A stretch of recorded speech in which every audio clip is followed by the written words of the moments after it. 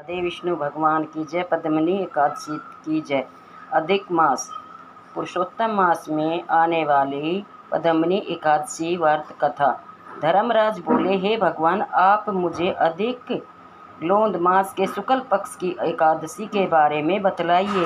उस एकादशी का क्या नाम है तथा उसके व्रत की विधि क्या है, सो समझाकर कहिए। श्री कृष्ण जी बोले, हे राजन, अधिक लोंद मास की एकादशी को जो कि अनेक पुण्यों को देने वाली है, उसका नाम पद्मिनी है तथा इस एकादशी व्रत से मनुष्य विष्णु लोक को जाते हैं। हे राजन, उसकी विधि मैंने सबसे पहले नारद जी से कही थी। यह अनेक पापों को दूर करने वाली तथा मुक्ति और भक्ति प्रदान करने वाली है।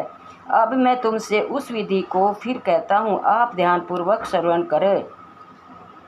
दशमी के दिन व्रत करना चाहिए और कांसे के पात्र में भोजन मांस, मसूर, चना, कोंदो, शहद, शाक और पराया अन्न इस दिन नहीं खाना चाहिए। इस दिन हविष्य भोजन नहीं करना चाहिए।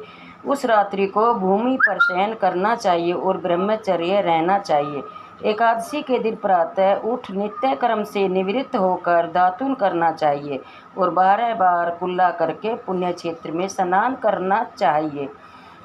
उस समय गोबर, मिट्टी, तिल, कुशा तथा अमली की चूर्ण से विधि सहित स्नान करना चाहिए। स्नान से प्रथम शरीर में मिट्टी लगाते हुए उसी से प्रार्थना करनी चाहिए कि हे मृत्युके, तुमको भगवान ने सहस्त्र बाहु रूप धारण करके निकाला है। ब्रह्मा जी ने तुम्हें दिया है और कश्यप जी ने तुमको मंत्रों से पूजा है, इसलिए तुम मुझे भगवान की पूजा करने के लिए शुद्ध बना दो। समस्त औषधियों से पैदा हुई गौ के पेट में स्थित रहने वाली और पृथ्वी को पवित्र करने वाली तुम मुझे शुद्ध करो। ब्रह्मा के थूक से पैदा होने वाली रात्रि तुम मेरे शरीर को छूकर मुझे अपवित्र करो। शंख चक्र गदाधारी देवी के जगन्नाथ, आप मुझे स्नान के लिए आज्ञा दो। इसके उपरांत मूल मंत्र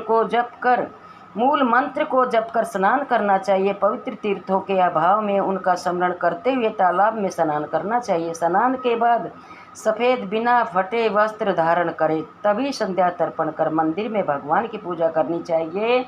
स्वर्ण की राधा सहित भगवान की प्रतिमा, पार्वती सहित महादेव जी की प्रतिमा बनाकर पूजन करें। धान्य के ऊपर मिट्टी तांबे का घड़ा रखकर चाहिए, उस पर वस्त्र तथा गंध आदि से सुशोभित कर मुंह पर तांबे का सोने का पात्र रखना चाहिए। उस पात्र पर भगवान की प्रतिमा रखकर धूप, दीप, नवद, फूल और चंदन आदि से पूजा करनी चाहिए। फिर भगवान के सन्मुख नृत्य ज्ञान आदि करें। उस दिन पति तथा रजस्वला स्त्री का स्पर्श नहीं करना चाहिए और असत्य भाषण तथा गुरु और ब्राह्मण की निंदा नहीं करनी चाहिए। उस दिन भगत जनों के साथ भगवान के सामने पुराणों की कथा सुननी चाहिए। अधिक मास के शुक्ल पक्ष की पद्मिनी एकादशी व्रत निर्जल करना चाहिए। यदि मनुष्य शक्ति रहित हो तो जलपान शुद्ध आहार से व्रत करना चाहिए। रात्रि को जागरण, नृत्य गान तथा भगवान का स्मरण करते रहना चाहिए। प्रति पहर मनुष्य को भगवान या महादेव जी की पूजा करनी चाहिए। भगवान को प्रथम पहर में नारियल, दूसरे में विल्व फूल, तीसरे में सीताफल और चौथे में सुपारी व नारंगी अर्पण करनी चाहिए।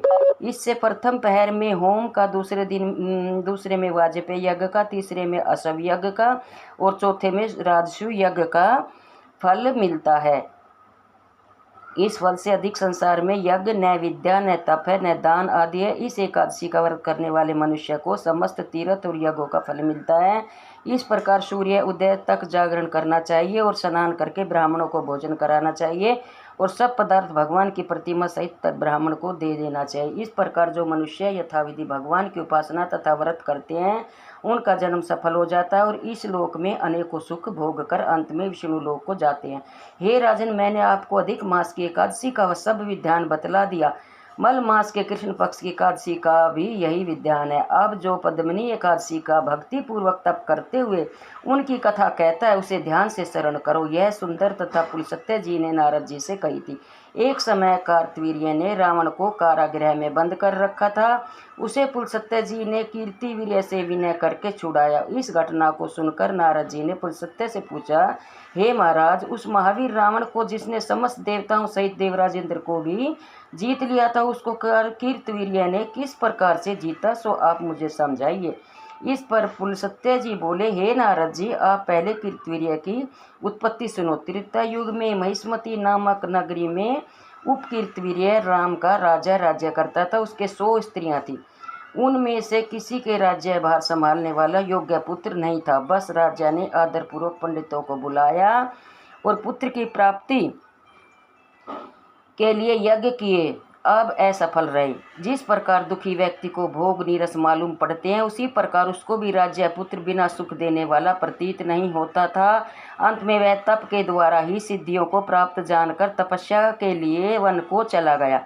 उसकी स्त्री हरिश्चंद्र की पुत्री प्रमदा अपने आभूषणों को त्याग अपने पति के साथ गंधमादन पर्वत पर चली गई। वहां इन्होंने 10 सहस्त्र वर्ष तक तपस्या की, परंतु सिद्धि प्राप्त न हो सकी। राजा के शरीर में केवल हड्डियां रह गई। यह देख प्रमदा ने विनय सहित मां सती अनसुईया से पूछा, मेरे पति देव को तपस्या करते हुए 10 सहस्त्र वर्ष बीत गए, परंतु अभी तक भगवान प्रसन्न नहीं हुए हैं जिससे मुझे पुत्र प्राप्त हो सके। अब आप मुझे कोई ऐसा उपाय बतलाइए जिससे मुझे पुत्र की प्राप्ति हो।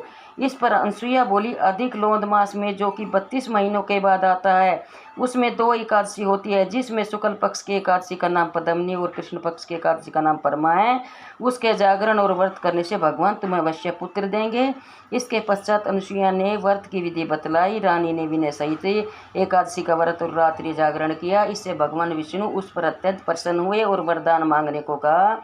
रानी इस पर भगवान की स्तुति करने लगी। रानी ने कहा, आप वह वरदान मेरे पति को दीजिए। प्रमदा का वचन सुनकर भगवान बोले, हे प्रमदे, मल मास मुझे बहुत प्रिय है, जिसमें एकादशी मुझे बहुत प्रिय है। इस एकादशी का व्रत तथा जागरण तुमने विधि सहित किया, इसलिए मैं तुम पर अत्यंत प्रसन्न हूँ। इतना कहकर भगवान बोले, हे राजा, अपनी इच्छा अनुसार वर मांगो, क्योंकि तुम्हारी स्त्री ने मुझे प्रसन्न किया है। भगवान की सुंदर वाणी सुनकर राजा बोले, हे भगवान, आप मुझे सबसे श्रेष्ठ, सबके द्वारा पूजित तथा आपके अतिरिक्त देव मानव आदि से अजय उत्तम पुत्र दीजिए। भगवान उनसे तथास्तु कहकर अंतर्ध्यान हो गए। वह दोनों अपने राज्य को वापस आए। फिर उन्हीं के कीर्तवीर्य उत्पन्न हुए, जो भगवान के अतिरिक्त सबसे अजय थे। इसी में उन्होंने रावण को जीत लिया था। यह सब पद्मनी एकादशी के व्रत का प्रभाव था। इतना कहकर पुलस्त्य जी वहाँ से चले गए। भगवान बोले, हे धर्मराज, यह मैंने अधिक लोध मास के शुक्ल पक्षी एकादशी का व्रत कहा। जो मनुष्य इस व्रत को करते हैं वह विष्णु लोक को जाते हैं। भगवान का वचन सुनकर युधिष्ठिर ने भी अपने परिवार सहित इस व्रत को किया। सूत जी बोले, हे ब्राह्मणों, और अब क्या सुनना चाहते हो? जो मनुष्य से कथा को सुनेंगे वह स्वर्ग को जाएंगे। बोलो विष्णु भगवान की जय। पद्मनी एकादशी की जय।